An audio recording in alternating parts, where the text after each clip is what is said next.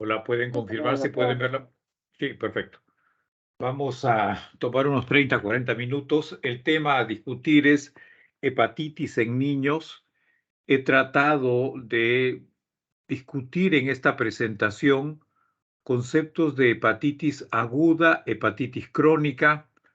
Veremos algo del tratamiento, no entraremos al detalle, pero veremos la justificación del tratamiento para hepatitis B en la población de niños y lo que pueda hacer experiencia en el manejo de hepatitis C en niños también.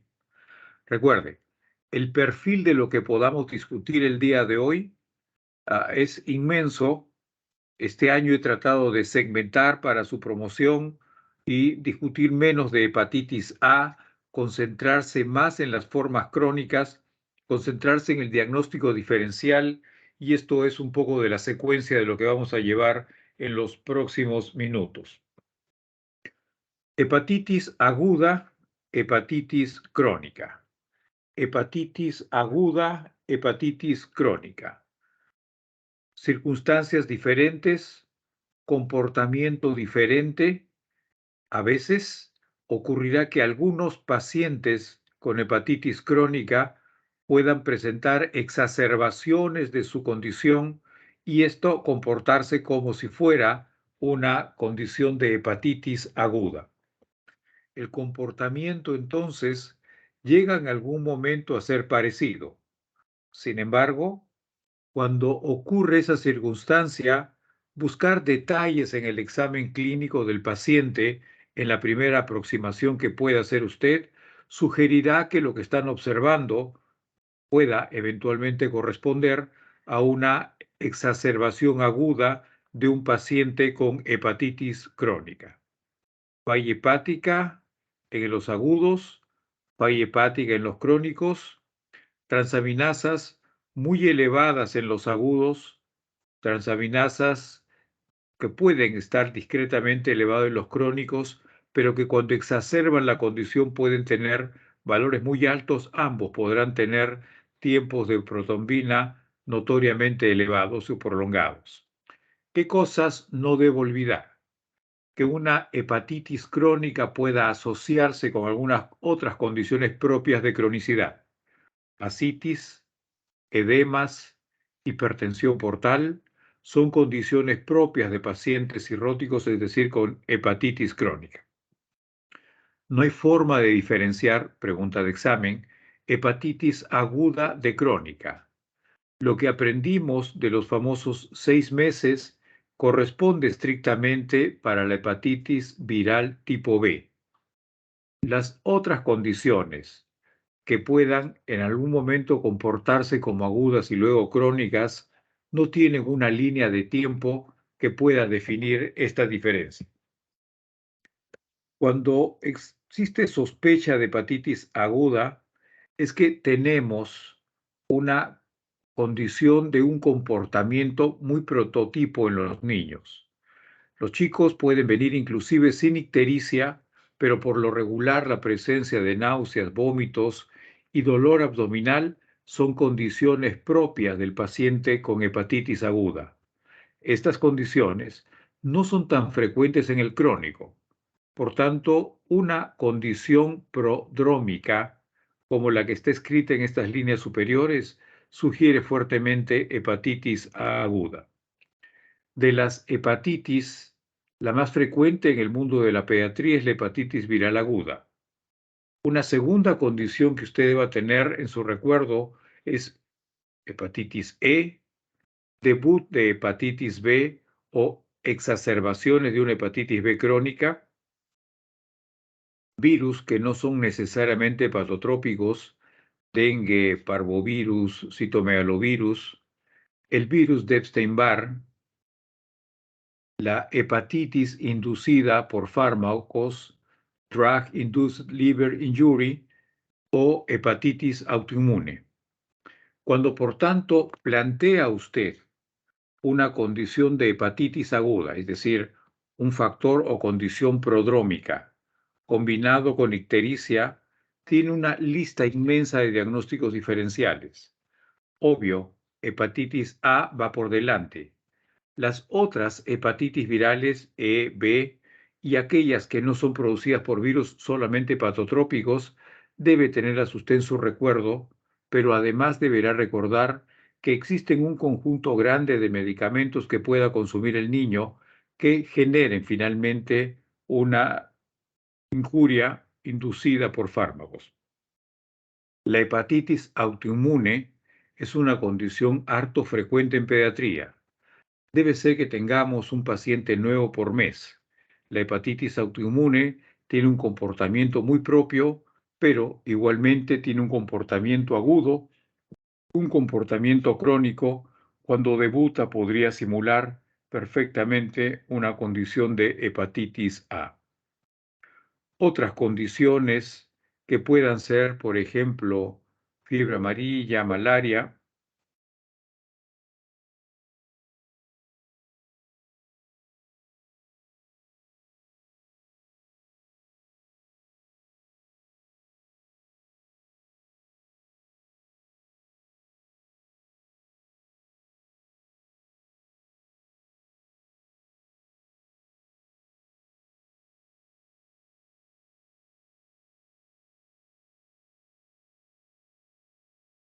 Verifíquense, ¿puede ver la pantalla? Sí, doctor. Por alguna razón se fue. Bueno, ya. Entonces, ¿cuándo sospechar en hepatitis A? La posibilidad de que pueda discutir condiciones tropicales propias que pueda encontrar en las zonas de selva o en las zonas del norte del Perú, fiebre amarilla, leptospira, malaria, y por tanto tendremos entonces la posibilidad finalmente de que lo que esté observando usted, que parezca una hepatitis aguda, fuera un brote de una enfermedad crónica subyacente. Esas son las condiciones diagnósticas que nos corresponde recordar. De las hepatitis virales tienen un comportamiento típico y un comportamiento atípico. Tenemos hepatitis virales agudas A, en los cuales existe una muy larga instalación de un proceso de colestasis. He visto chicos que han desarrollado valores de bilirrubina que pueden haber llegado a 100 o 120 miligramos de bilirrubina directa, cosas extremadamente raras, y estas hepatitis A que tienen un comportamiento atípico son llamadas hepatitis A colestásicas. Pero el comportamiento regular, la historia habitual, es que tendremos niños que puedan tener comportamiento agudo de hepatitis A, un comportamiento agudo de hepatitis E y siempre existir una enfermedad prodrómica, que es lo que está escrito ahí en este PPT. Siempre la enfermedad prodrómica debería anticipar el inicio de la ictericia. La historia clínica que usted confeccione ayudará a determinar esta condición. Igualmente, los niños que desarrollan hepatitis A y hepatitis E tienen un riesgo de presentar falla hepática. En pediatría, un niño desarrolla falla hepática cuando el INR es mayor de 2 o cuando tiene encefalopatía hepática y el INR es mayor de 1.5. La hepatitis A y la hepatitis E, cierto que pueden producir falla hepática aguda. Entonces, tendremos que algunos de los gérmenes usuales A y E pueden desarrollar finalmente falla hepática aguda, y lo que nos interesa es que buena parte de estos pacientes son manejados en forma ambulatoria. Cuando detecta usted un paciente con hepatitis A, no necesita ser hospitalizado. Sin embargo, a veces la condición prodrómica, náusea, vómito y un poco de fiebre, motiva que usted lo hospitalice, y si lo hospitaliza y lo que tiene es un tiempo de protrombina normal, no necesita mantenerse en hospital, puede marchar a casa. Aquellos que tienen un tiempo de protrombina alargado, es muy probable que corrijan prontamente este tiempo de protrombina.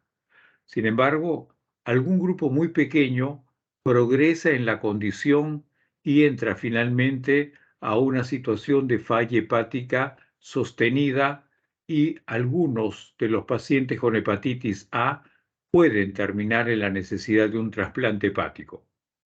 Del público que usted puede evaluar, uno de los que es singularmente de más alto riesgo son los niños, obviamente no vacunados con vacuna para hepatitis A y que la evolución pueda comportarse muy tórpidamente.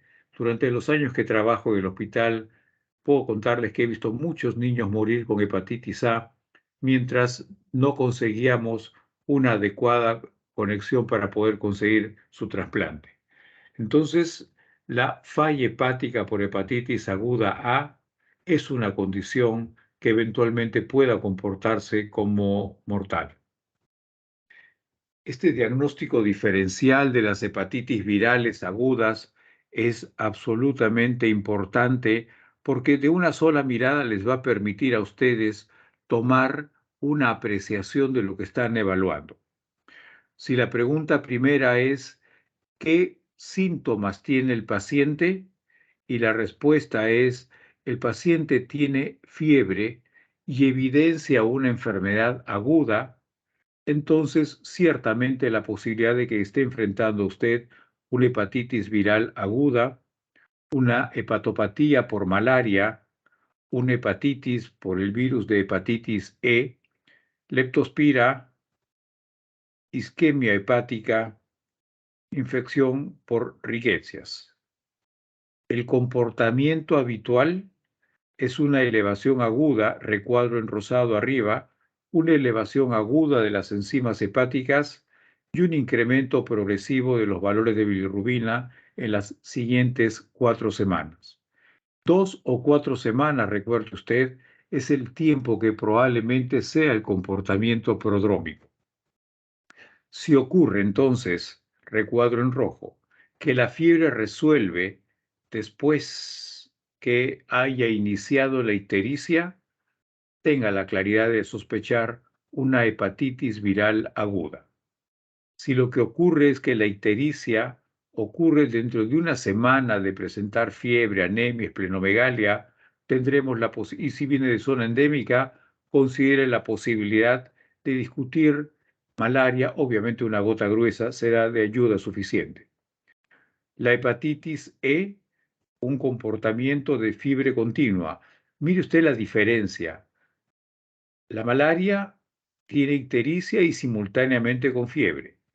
La hepatitis E tiene simultáneamente fiebre con la condición de elevación de las transaminasas.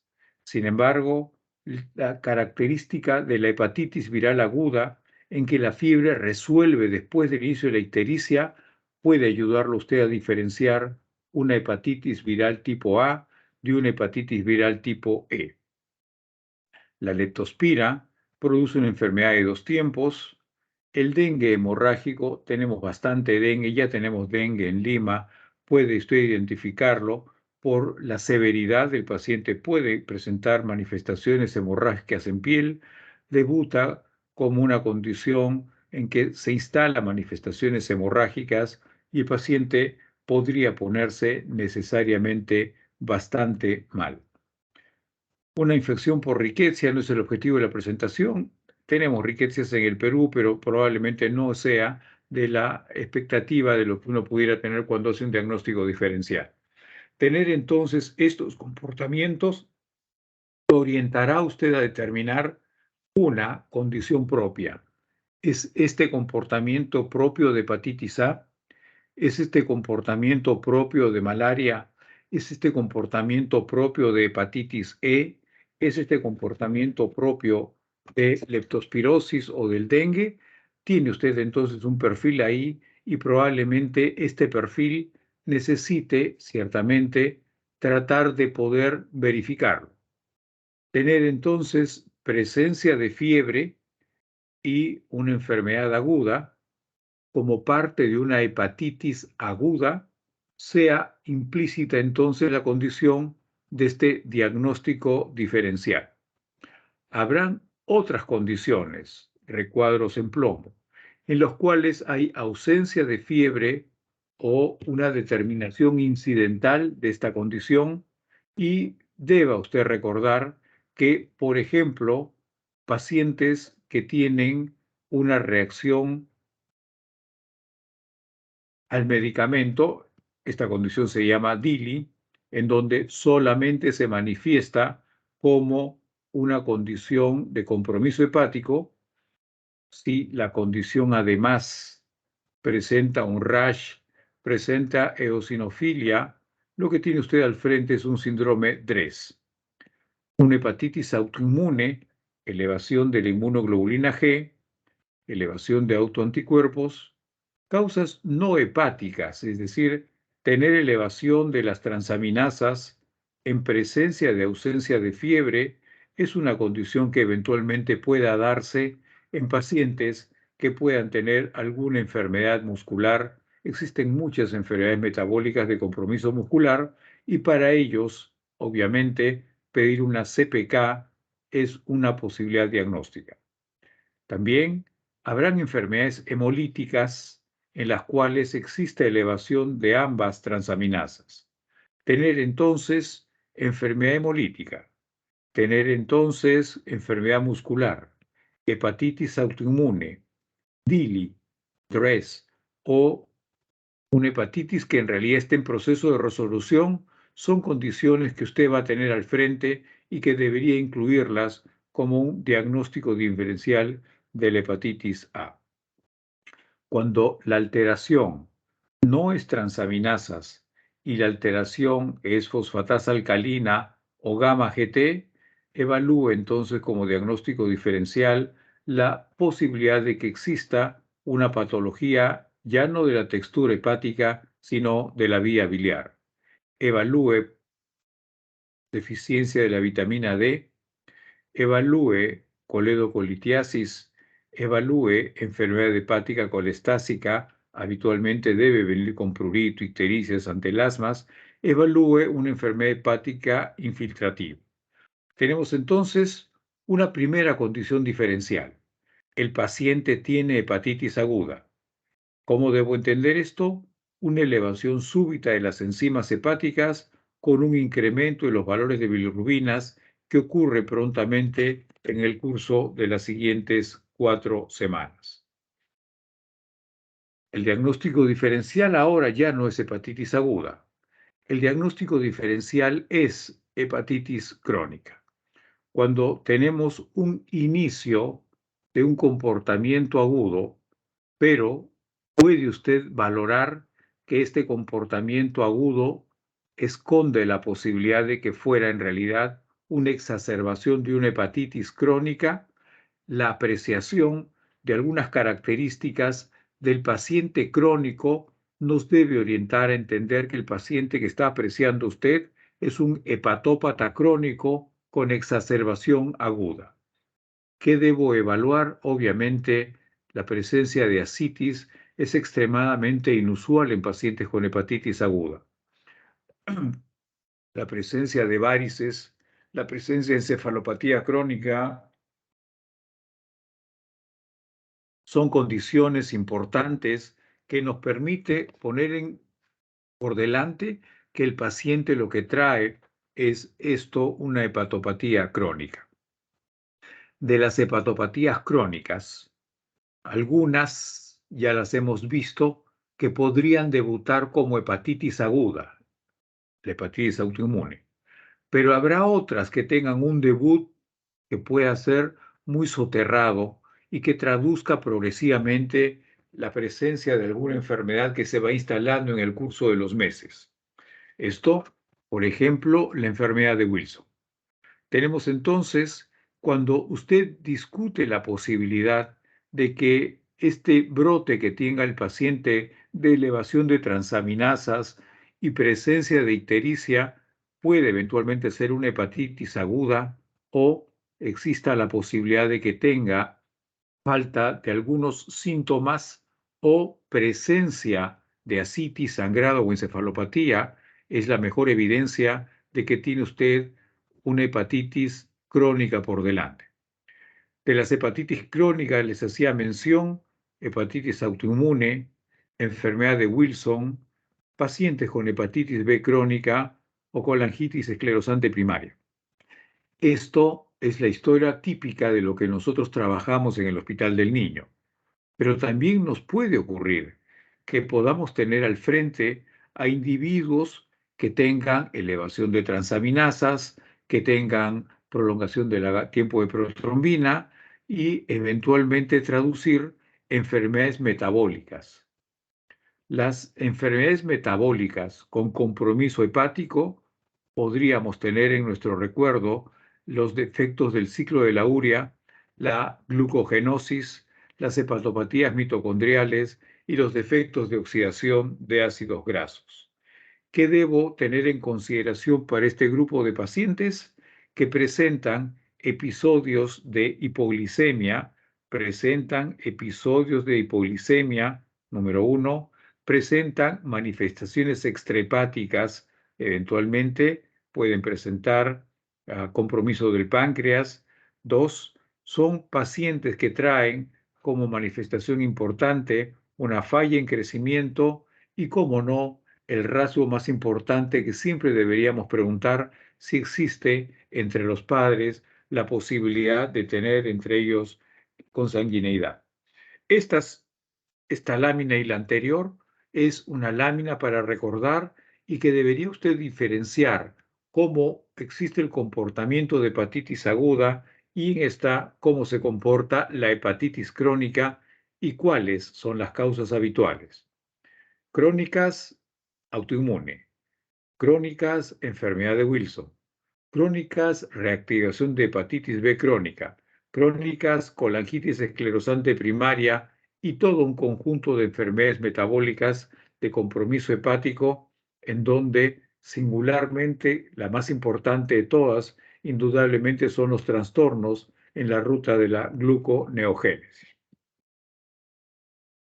Cuando ya tiene usted entonces un paciente que enmarca en la posibilidad de hepatitis aguda, es que tengo, obviamente, la pregunta si existe una condición prodrómica, por ejemplo, anorexia, vómitos, malestar, fiebre, y después de este pródromo se instaló la ictericia. Entonces tendré en claro que las posibles diagnósticas son las que figuran acá. El paso primero será entonces plantear como alternativa diagnóstica lo más frecuente. Hepatitis A requiere, para evidenciarlo, una inmunoglobulina M para hepatitis A. Piense usted en hepatitis B, cualquiera de los marcadores de hepatitis B con inmunoglobulina M. Considere siempre la posibilidad de un antígeno en superficie y solicitar una inmunoglobulina M anticore. Mida usted el tiempo de protrombina. Tengo entonces que lo primero que debo hacer cuando manejo en el algoritmo diagnóstico pacientes con hepatitis aguda, un primer paso es considerar la posibilidad de hepatitis A y hepatitis B. A necesita exclusivamente una inmunoglobulina M para diagnosticarse. B, cualquiera de los marcadores que traiga inmunoglobulina M, pero a no dudarlo, antígeno de superficie, una inmunoglobulina M anticore, el tiempo de protrombina. Si lo que va teniendo el frente es entonces que estas pruebas terminan finalmente por ser negativas, es decir, tengo A, B y E negativo y el paciente persiste con fiebre, entonces debería evaluarse algunas condiciones que acabamos de conversar, por ejemplo, malaria, por ejemplo, parvovirus, por ejemplo, Epstein-Barr, por ejemplo, citomegalovirus, que son condiciones que generan, además de la hepatitis aguda como manifestación, la lógica de persistir con fiebre. Si tenemos, por otro lado, ausencia de fiebre, hepatitis autoinmune, enfermedad de Wilson, causas no hepáticas, es decir, causas musculares o hemolíticas, y indudablemente la condición de DILI con o sin, con compromiso hepático o con compromiso hepático más condición sistémica. Este entonces es una aproximación al paciente con hepatitis aguda. A la cabeza, obviamente, A, E, B. ¿Pudo negativizar esto? Sí. Busque las otras condiciones. Si la fiebre es persistente, tiene las condiciones ahí a considerar. Malaria, obviamente, en nuestro medio, citomegalovirus, Epstein-Barr son importantes. Cuando tiene fiebre persistente, cuando no tiene fiebre persistente, enfermedad de Wilson, hepatitis autoinmune, compromisos no hepáticos como los compromisos musculares que acabamos de ver y la posibilidad de que el paciente tenga alguna enfermedad hemolítica. La cantidad de niños con hepatitis B crónica es inmensa. La cantidad de niños con hepatitis B crónica en el mundo es inmensa. La mayor parte de esta población vive en nuestro lado del mundo, entre Asia y la sección Pacífico de América Latina. Por tanto, los países asiáticos son los países que cargan el gran estigma de la enfermedad por hepatitis B. En el Perú se han llevado campañas de vacunación que han conseguido reducir drásticamente la evolución hacia la cronicidad. Hace varios años, era muy frecuente recibir pacientes de Ayacucho, Abancay, de las zonas de la selva, que ya llegaban a Lima con hepatocarcinoma, con cirrosis, sin nada que podamos hacer para ayudarlos. Recuerde, la posibilidad de que exista transmisión vertical de hepatitis B es importante. La transmisión de madre a hijo es el modo de transmisión más común de la hepatitis B en edad temprana de la vida. Recuerde usted también que un niño puede contagiarse de muy diversas maneras. La transmisión más fácil en el mundo asiático es la que figura escrita ahí, transmisión vertical. En nuestro lado del mundo, en América Latina, la transmisión horizontal es absolutamente importante. Los niños con hepatitis B pueden contagiarse eventualmente tan pronto nacen como una posibilidad diagnóstica. Estos son niños que tienen una transmisión vertical, pero en el Perú es muchísimo más frecuente que la transmisión sea horizontal. Vertical en el mundo asiático, horizontal entre nosotros, los niños comienzan a contagiarse con sus compañeritos cuando marchan por primera vez al colegio. Este es el otro gráfico que debería usted fotografiarlo para grabarlo en su cabeza. Vea usted cómo en la fase temprana de la hepatitis B, en la fase inmunotolerante, lo que va a ocurrir es que los valores de transaminasas estén normales, pero exista una alta replicación viral. El DNA viral tiene altas concentraciones. Y si completa la columna mirando hacia arriba, se va a dar cuenta que a esta condición se le llama fase inmunotolerante porque toleramos al virus. No hacemos nada para defendernos del virus. Y como el virus es agresivo, se prolifera, alcanza altas concentraciones el DNA viral, pero como nosotros no reaccionamos contra el virus, tenemos transaminasas normales y fíjese arriba, el virus está en alta replicación, antígeno E positivo. La fase entonces inmunotolerante, según la pregunta del examen, se caracteriza por antígeno E positivo, alta replicación viral, por tanto el recuento viral de hepatitis B es elevado, transaminasas normales, esto es fase inmunotolerante. ¿Cuándo ocurre la fase inmunotolerante en el mundo de la pediatría? Cuando ocurre la fase inmunotolerante, casi todos los chicos que tienen hepatitis B tienen compromiso de la hepatitis B y están en la fase inmunotolerante. Esta fase de inmunotolerante es seguida por una fase que existe alta respuesta inmunológica. Como hay respuesta inmunológica y el tejido inmune quiere terminar con el virus de hepatitis B, lo que ocurrirá será una caída notoria del DNA viral.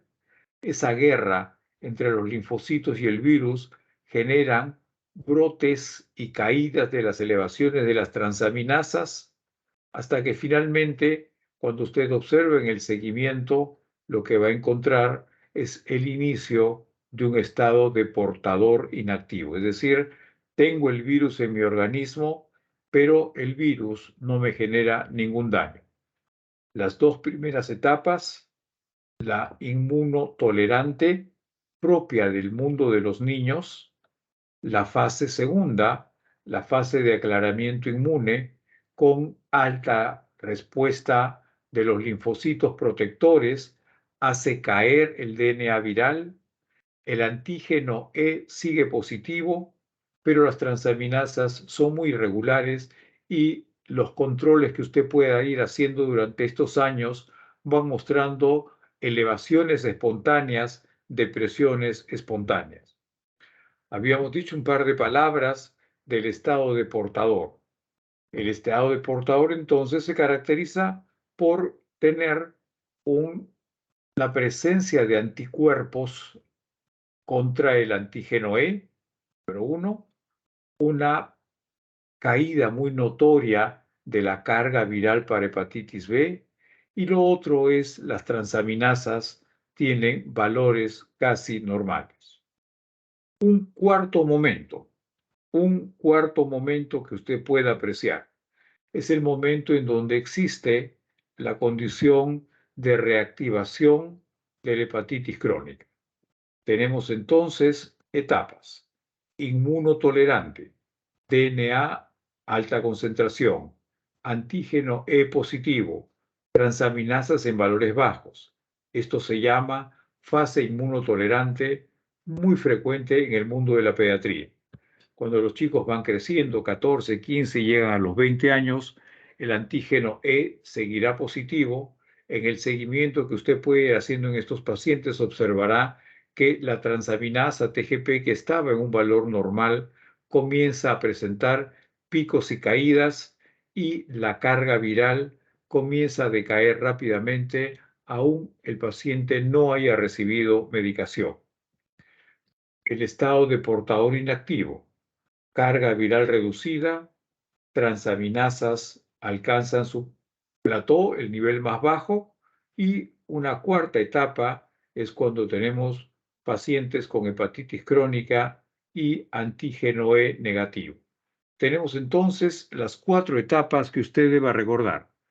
La base del asunto es recordar las flechas superiores.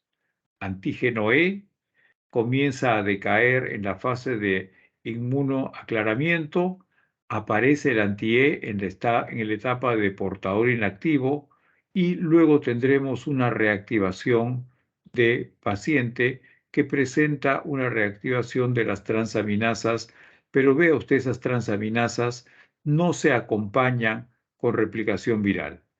Hay proliferación de transaminasas que no se acompañan con una medición de DNA viral en alta concentración. Todas estas etapas entonces de la hepatitis B debería usted recordarlas, en donde probablemente necesite definir cuándo un paciente debe ser tratado. Las condiciones que usted va a apreciar acá, que le van a decir a usted que el niño requiere tratamiento, es cuando tiene, obviamente, transaminasas elevadas, cuando tiene transaminasas bajas, mire usted acá, transaminasas bajas, transaminasas elevadas, a pesar de tener una carga viral discreta, transaminasas normales y una carga viral baja, transaminasas elevadas con una carga viral baja. Entonces tendrá usted un perfil de lo que corresponda hacer. ¿A quién les voy a tratar? Cuando usted tenga que decidir un tratamiento a un niño o adolescente, recuerde, debe definir las etapas que estamos analizando.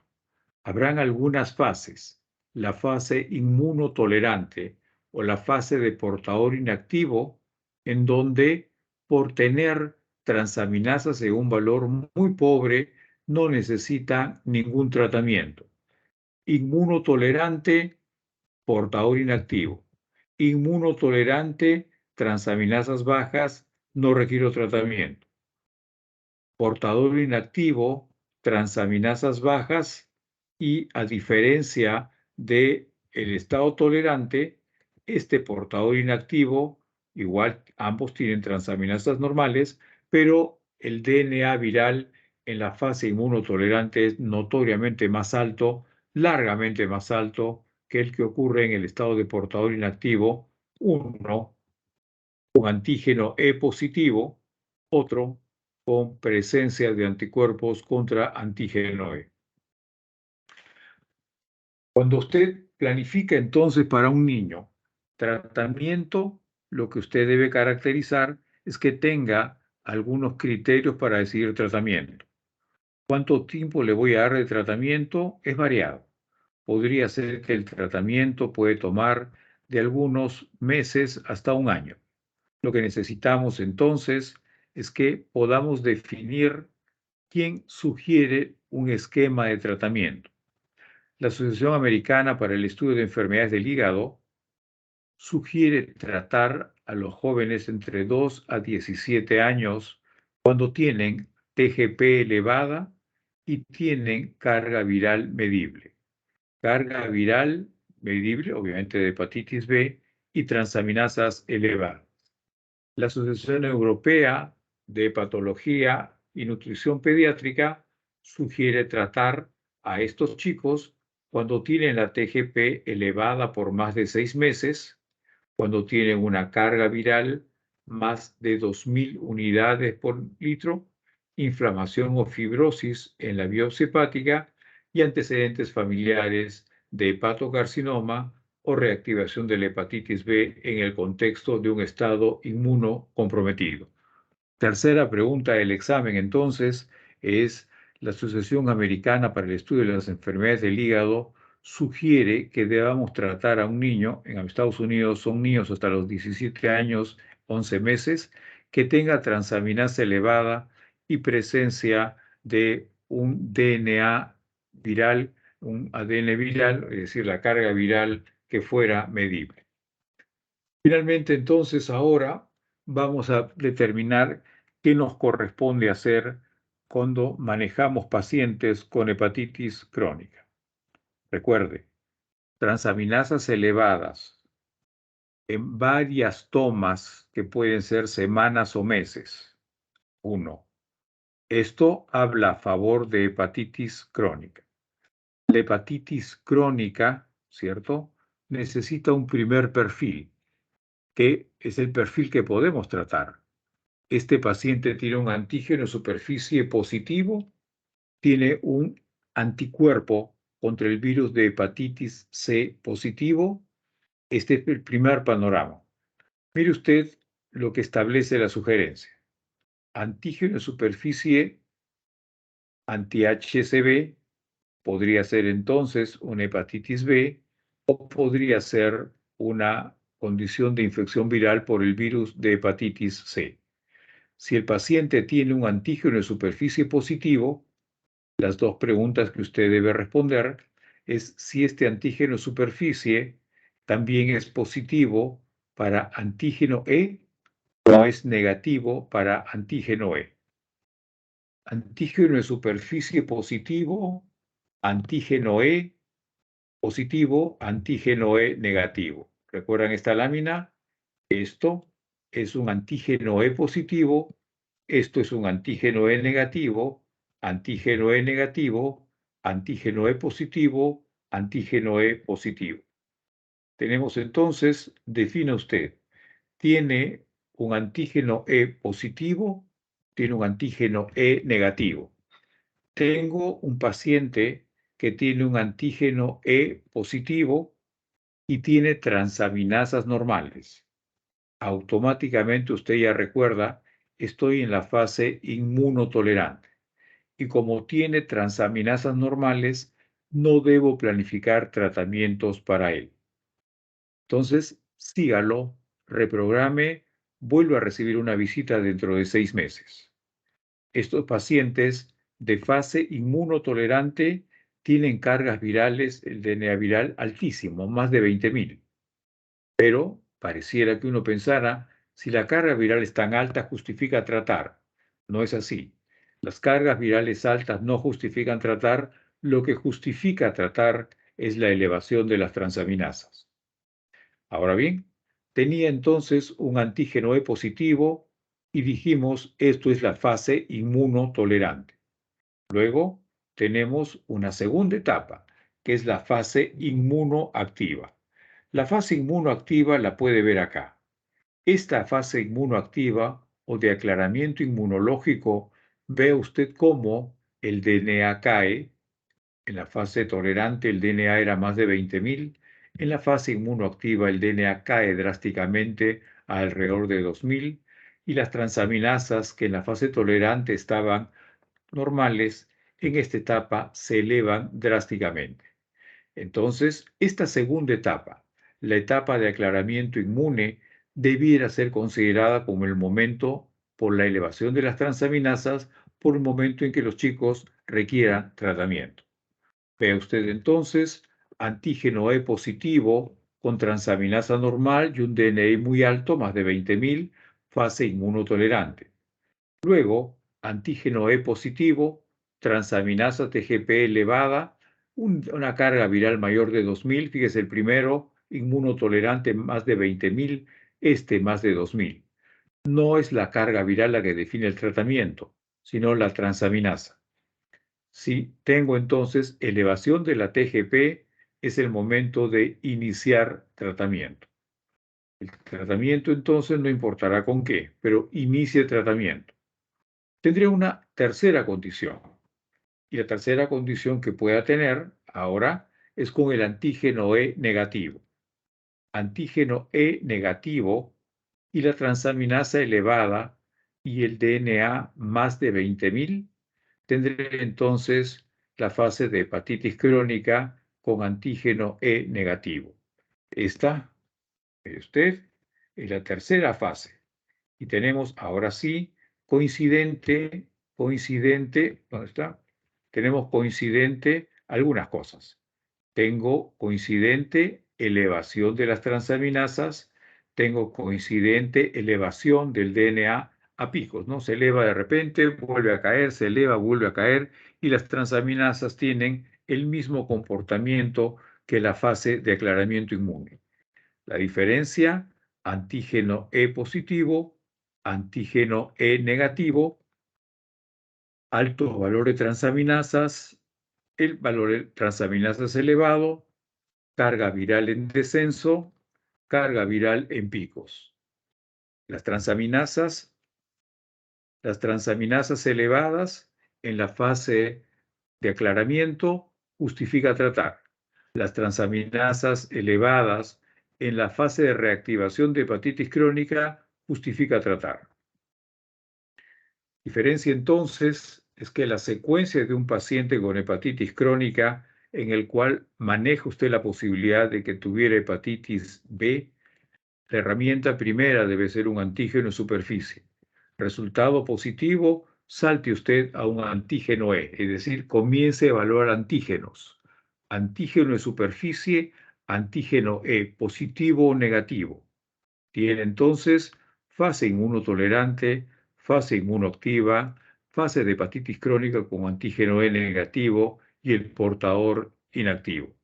¿A quién le voy a dar tratamiento? ¿A quién le voy a dar tratamiento? Vea usted, fases de tratamiento con elevadas transaminasas. Pero, y ahí viene lo interesante, es que si yo tengo elevación de transaminasas y una carga viral menos de 2.000, fase inmunoactiva, inicie tratamiento.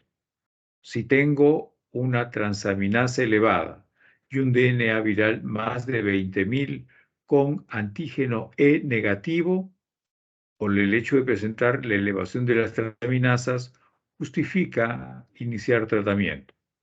Los pacientes que tuvieran una transaminasa elevada o un DNA menor de 20.000, portadores inactivos, no justifican tratamiento y deben ser seguidos en los próximos 6 meses.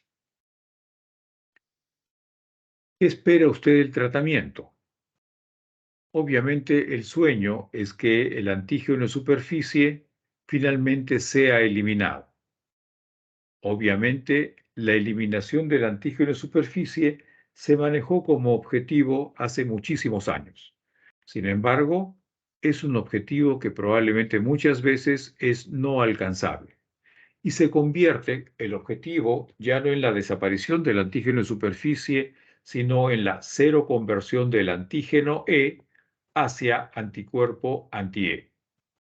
Otros criterios, según las guías, sugieren la normalización de la TGP, otros sugieren la normalización o supresión de la carga viral a límites indetectables. En resumidas cuentas, diferentes guías establecen diferentes manejos. En lo personal, creo que es absolutamente razonable tratar de conseguir que el paciente cero convierta su antígeno E positivo a antígeno E negativo más presencia de anticuerpos para anti-E. ¿Qué hago con los niños recién nacidos y hepatitis B? Todos los recién nacidos de madres con antígeno de superficie positivas deben recibir inmunoglobulinas contra la hepatitis B por vía intramuscular y la primera dosis de la vacuna contra la hepatitis B dentro de las primeras 12 horas después de nacer, seguido por los estándares de recomendación de vacuna para hepatitis B a los 2, 4 y 6 meses. Luego, los recién nacidos deben realizarse, en promedio, creo que es razonable hacerlo a los 12 meses, someterse a pruebas de antígeno de superficie y títulos de antiantígeno de superficie. Recuerde, si el paciente es positivo para antígeno de superficie, es que el virus de hepatitis B ingresó y la vacuna no sirvió. Si lo que tiene es antígeno de superficie negativo, pero títulos de antiantígeno de superficie positivos, eso sugiere que la vacuna ha tenido un efecto protector. ¿Qué me toca hacer con las familias? Debemos contactar a las familias y deberíamos tener para ellos también una alternativa de manejo. Títulos de anticuerpos anti-HBs, es decir, antiantígeno superficie menores a 10.000 unidades, deberían recibir vacunación de 3 dosis, que esta debería iniciarse. Entonces, hemos discutido con ustedes un panorama por lo demás extenso de los diagnósticos diferenciales que corresponde hacer con niños cuando tengamos la posibilidad de discutir de que estos niños tengan alguna forma de manifestación clínica de hepatitis aguda versus hepatitis crónica. Hemos discutido las sugerencias del manejo de hepatitis B en sus diferentes etapas. Estos pacientes con hepatitis B están estratificados en 4 y por tanto la presencia de alguna característica debiera ser la que nos urja a poder iniciar tratamiento con estos niños. Tengo las 7:50. Si el auditorio tuviera alguna pregunta, si no están animados de preguntar, me mandan por escrito sus preguntas, las conversaremos. El delegado Ugarte, ¿está por ahí?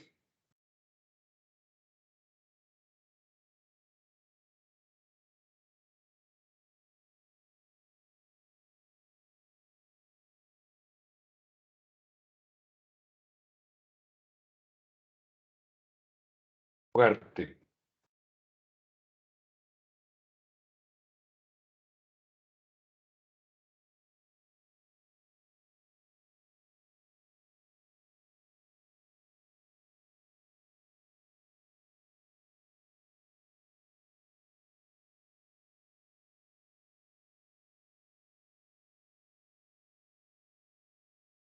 Ok, si no hay ninguna pregunta, entonces vamos a terminar la reunión. A mi grupo de práctica estamos comenzando a las 20 horas. A cuidarse. Mañana tendremos el seminario con el grupo que corresponde, seminario de diarrea aguda y diarrea persistente. La presentación la voy a hacer yo. Lo que habrá es que después de la presentación habrá una ronda de preguntas para el auditorio, así que les rogaría que se mantengan con sus conexiones prendidas y atentos a la presentación del día de mañana. Si no hay preguntas, damos por terminada esta reunión. Muchas gracias. Gracias, Gracias a doctor. usted, doctor. Buenas Gracias. noches.